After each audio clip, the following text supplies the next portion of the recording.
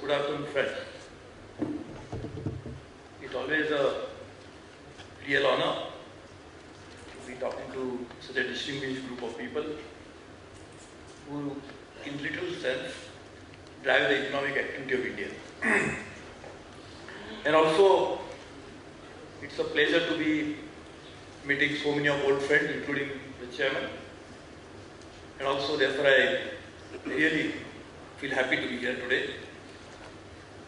And must recognize the role the CII has been playing in shaping the thought process of the country. We, all over the world, are really struggling to find out solutions to some of these most challenging times that we are passing through. And one of the biggest challenges, that challenges seems to be not ending at all. There is so much of uncertainty. Today this is this market, tomorrow it is that market, I'm talking about globally. So all over the world, every country is struggling to find out, and they feel a little happy that, the other one is a little bad than the other. And therefore, this is really a challenging time. Mr. Companies here will tell you the overall scenario of the world. But in that context, in this so much of uncertainty, everybody agrees, wherever you go, except probably not so much in India, as much the rest of the world agrees, that India is doing far better. Only I think wish that is the process of globalization, global thinking will also come to Indian thinking. And even to make that happen, I think the institution that can play that role is CII, to ensure that this thinking pervades through the overall mainstream thinking in India, and for that, I'm very happy that all of you are here, and really wish to thank you. Let me thank my colleagues. One is the Finance Commissioner with the member traffic, who is responsible for 2/3 of the revenue, all the revenues almost. So he's the profit center, rest of us are cost centers in railway. Therefore, he made a good presentation, so I thank him. And now his job is that he'll keep spending more, so you have to keep earning more.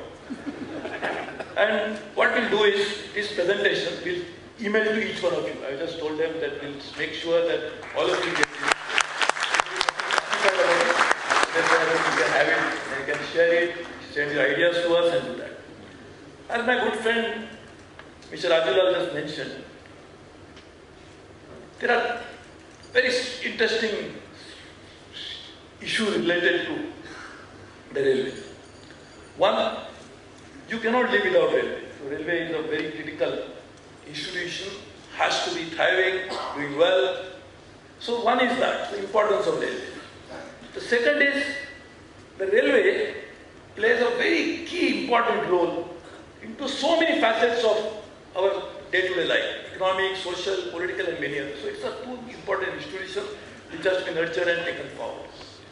And thirdly, the railways, unlike many other sectors in the world, many other institutions in the world, we in the ministry have a very serious challenge of running the railway first. Because we make the budget, which luckily now the ministry makes, so their targets are only spending targets, so we have to make sure that we actually not only spend but earn also, and balance the budget at the end of the year. So that challenge nobody else faces, not even many railways in the world faces, so which we face. And thirdly, while we do this, we run the railways, we realize its importance and we do it. At the same time, we cannot just keep running it, but also keep expanding it, keep modernizing it. So if you really look at the complexity of the challenge which you are trying to mention for is in a way that no other institution has to do all of these things at the same time. And to do this, we have to find money, because obviously if there is enough money, then we could be very happy, then we can only spend. But we have to earn and spend both. So this is a very important challenge. So in that context, I think we are drawn up a completely comprehensive strategy, ensuring that we run the train, so we take care of customer service, we take care of punctuality, we take accident. In fact, this year has been one of the lowest accidents ever, 23 or 24%, 25% lower than the previous year. But we are moving towards a zero accident level. And therefore, we have to do all this at the same time, make technology available. So to make this happen, we are in the process. Already the last budget was the first departure, so we didn't say many things which normally the budget is to have. I've seen many budgets in which almost entire budget was devoted to new trains and stoppages. So where the train will stop was mentioned in the budget speech. That's the main body of the budget speech. So I thought, and as a result of which it really stopped, it didn't move further. So we said, let us start making change. And therefore this budget last year as well as this year made a complete departure. In a way, we have actually drawn up a strategy for making railway work. So last year was the beginning, this year is a continuation with accelerated changes. So we are really trying to work on that. I am very happy to say that what we started with, at least 139 of those points which are mentioned in my budget speech, the first time in India that a railway ministry has given action taken report to the parliament. It is integral part of my budget speech that action taken report also has been put here. Because I remember some of my great friends, where they said, some of course didn't want to say, but those who were forced to say the budget was good, he said, budget is good, but where is the implementation?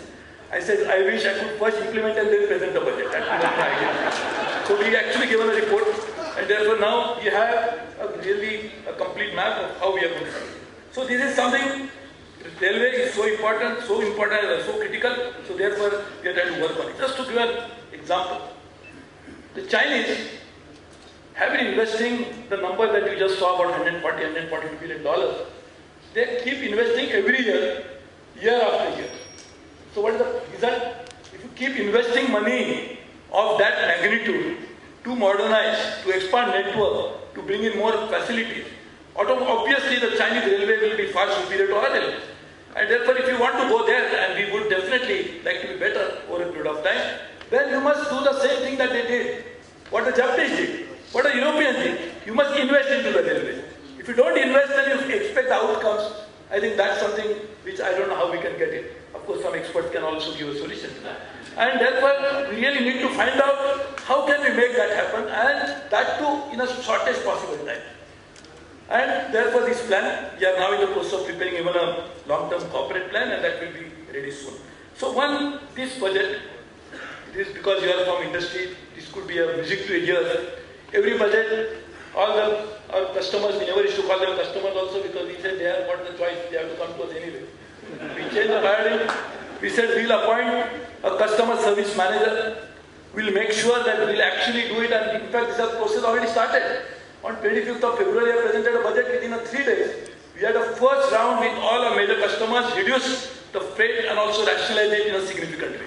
So it is the first budget where the freight has not increased. Because otherwise there was no need to retell the railway budget. Only said how much was it, 5% or 10%? That was the only thing we had to know.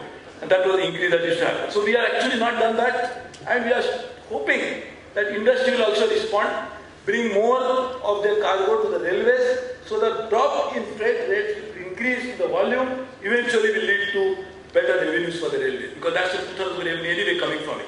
But as it was mentioned, we have a very well thought of strategy on freight, including how we can diversify the freight portfolio, also how to get more revenues. In addition to that, we are also working on making sure that we get revenues from non-rail operations. That is very critical.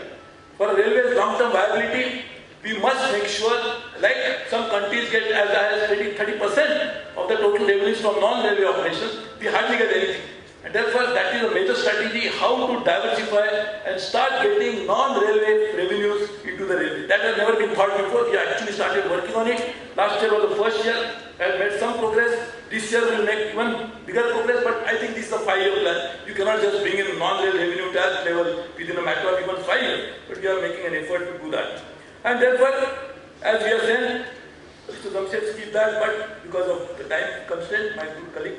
So this year, our physical targets have been 2,900 kilometers of commissioned line. This is not completed line. There has been earlier, the target was completion of line. Completion doesn't mean anything unless it is commissioned.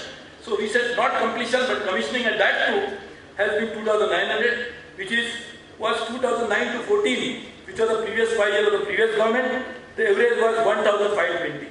So it has now almost doubled, and next year, in fact, the per day, it has increased to about 7 kilometers a day from average of 4.3 kilometers, and our legs will increase it to 13 kilometers a day in 17-18 and 19 kilometers a day in 18-19.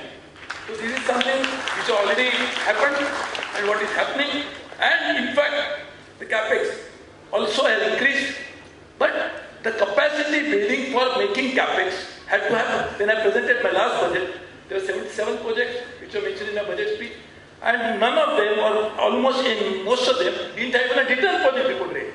But I announced it because that was the need of the railway, because we needed doubling, we needed tripling. So all those projects, from creating DPR to getting approval, which probably would take 2 years, 2.5 years earlier, we brought it down to less than 6 months. And this has happened during this year. So just imagine the capacity building that has gone into it, how else will it lead to increasing capex in the years to come, including delegations, which played a very important role. Earlier, the minister's job was to look at the tenders, and I think that used to be, besides declaring stoppage of trains, besides declaring new trains, this was another important job. So I completely delegated my authority. Now no single tender has been seen by me ever since I have been a minister, and therefore we are really working on it. So this is something which is now, what has happened this year is a capacity building for future to actually increase and exponentially increase the capital expenditure. Since this is the presentation is made and I was just looking at it, Mr. Raju told me that this session is for partnership. So let me just briefly tell you where the partnerships could come in. In fact, that was my theme of the last budget, partnership with as many stakeholders as possible. One is the states. Normally, railway is one ministry which has an advantage as well as a disadvantage. The advantage is railway directly deals with all issues, bypassing almost all the subsidiary government like state government and the local government. But that's an advantage but a disadvantage. Because most of the permission that you need for land, permission for local approvals, now in the station development, which is going to be a major program, all the municipal approvals will not be with the central government, but with the state or the municipal government. So we decided to make partnership. 16 states have agreed.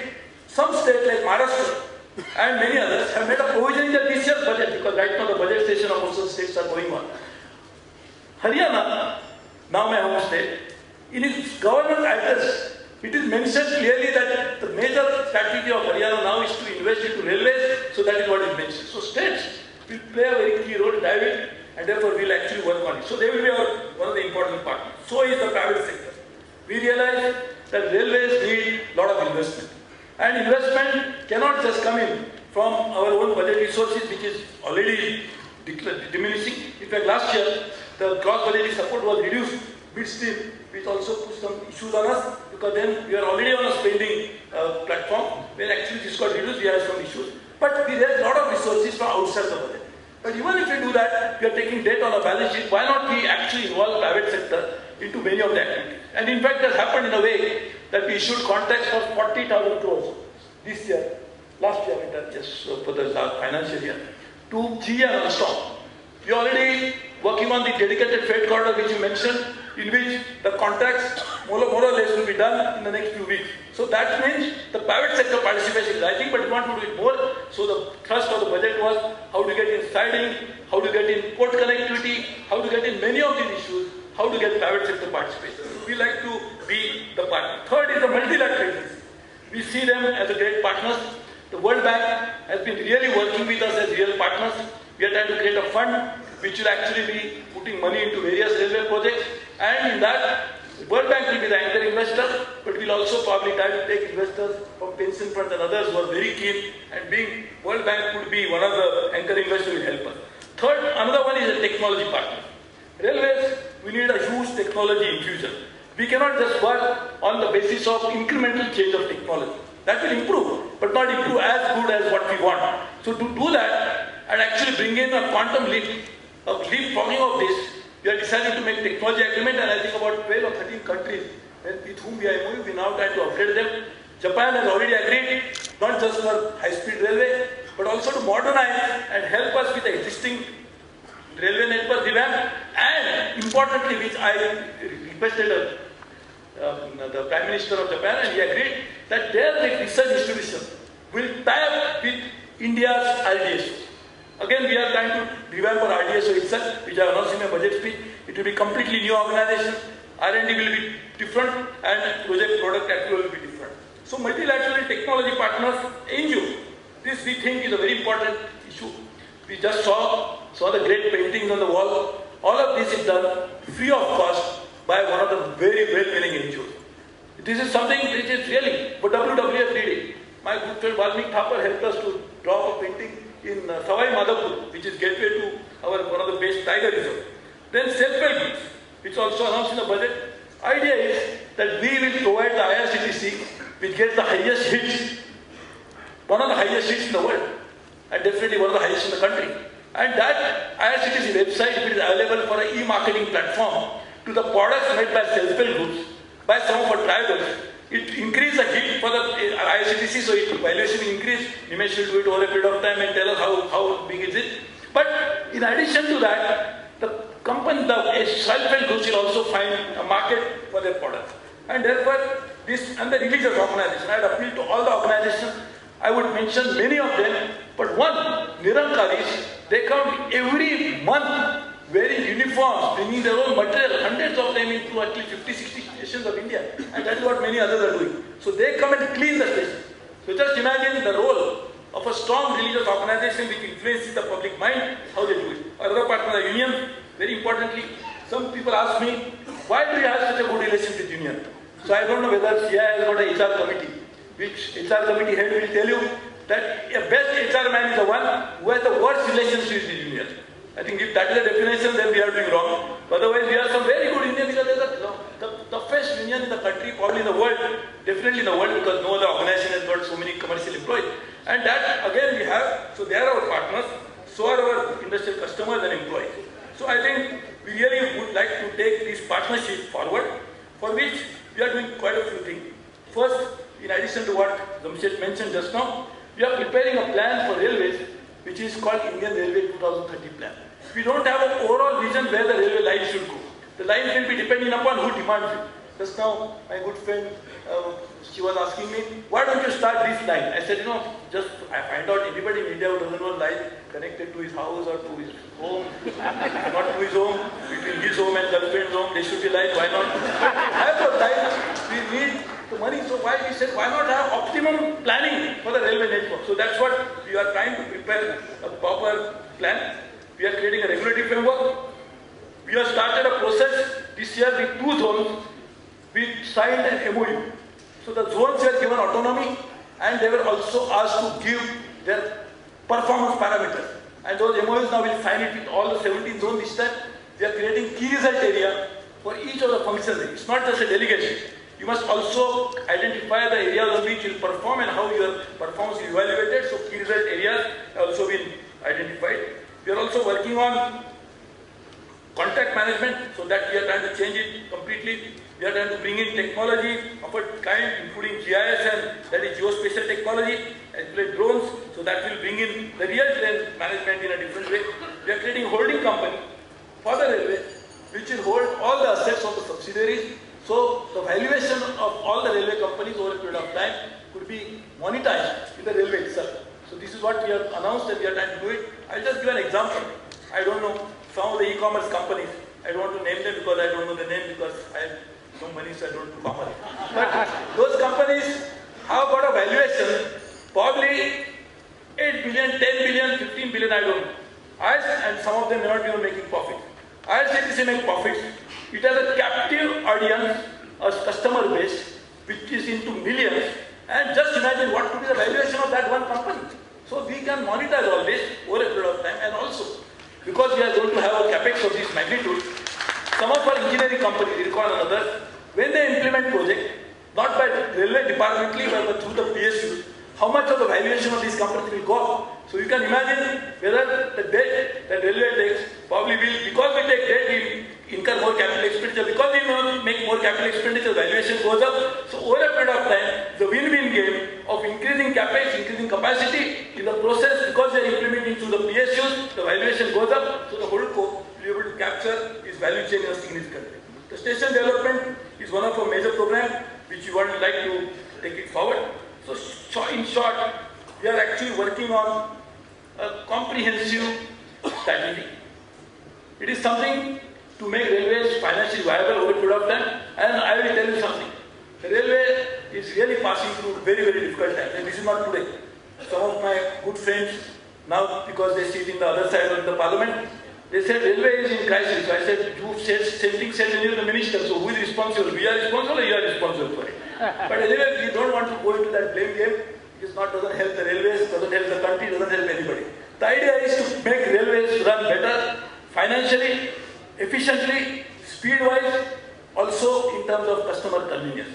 So I am sure it is a long-haul issue. We have started working on it. The first year result itself will make us believe that if you persistently, as Mr. Rajulal said, if you keep working on it, you will see the light at the end of the tunnel, including the railway tunnel. It is possible to see the light. But to make that happen, you have to actually have a strategy. You must have the ability to implement it, and you must be able to cross all the hurdles. It is very easy to say, like my predecessor, we could have done so much. But the problem was that finance ministry is not giving me the money. So I thought that finance ministry has so much of money, is not spending, so I went to him and said, where is that money that you are hiding? So finance ministry also has a compulsion. There is a fiscal deficit. So how do you find money is an important issue which we solved. We need to solve even better, but we did that. In fact, I will really tell you that what we have done in this last 1 year was during the most difficult time in the history of railway. This year again will be a little challenging, but I'm sure as we go along, as we continue with this drive of modernizing the railway, making it better, we'll see a great thing. 2, 3 things are the hallmarks of all these studies. One is the transparency, complete transparency. Most of the contracts are already on e-tendering platform. Most of all recruitment, we are actually doing online recruitment. In fact, I'm not 50 or 60 lakh people appeared for the exam. This is the 92 lakh people appeared for the exam. Online examination. This is the biggest online examination anywhere in the world. Otherwise, you can imagine these 92 lakh people, at least many of them were hoodwinked by somebody saying, I will give a job. Somebody even offered the appointment letter. So just imagine how many people must be losing money. So we said to get over this, also to reduce corruption, we'll make all the contacts on e-tendering platform. We'll make online examination, even transfers and posting. Most of it has been put into some sort of a policy framework. So sometimes then, if I tell you all this, you'll be wondering what I do. So I do nothing, as you can see. Because everything that the ministers are doing has been delegated or put into a proper system structure. So therefore, we are very sure that in the next few years' time, you'll see the railways driving the economy. I'm very thankful to some of my great friends and colleagues who made some very good research report, including JM, of course. Nomura did it, Morgan Stanley did it, Axis Bank did it, Prabhudev Villala did it, many others are doing it. I think I was told that first time they had done a report on railways for sure, but probably on any ministry of that kind, including economists, had a very big box some time ago last year on railways. So I said, well, I hope you are not putting us in the dock, by putting us in the box. But they did that, and by doing that, a lot of interest, and each one of them are confidently saying that we'll move forward. Some of these global players. I had a conference call the other day with some 400 global investors. So normally, why should I do a conference call with a global investor? Because we don't want their investment. I said, these are time to talk to you when we don't need the money. Then you'll be willing to come and give us the money. When we want the money, come to you, say, oh, these are the problems, these are the challenges. So we really are working on it, and I really appreciate the support of CII in making sure that this idea of change, there are so many reform issues which I thought Jamshed mentioned, but very many reform ideas into this budget. That therefore our Honorable Prime Minister says that when we talk about big bang reforms in India, why don't you look at the railway budget, which has so many good ideas. And our Prime Minister, probably the first Prime Minister, who has realized the importance of railways as a driver of economic change, he put all his weight behind it. He also supports us significantly, and that's why you can see the railway is no longer driven only by one ministry, but as the full support of the government which is driving it. And therefore I hope that support will be supplemented by the support of all of you, by moral support, by financial support if possible, why not? And therefore we look forward to working with all of you as partners. Partnership is key, and partnership will lead us to a better future. Thank you very much.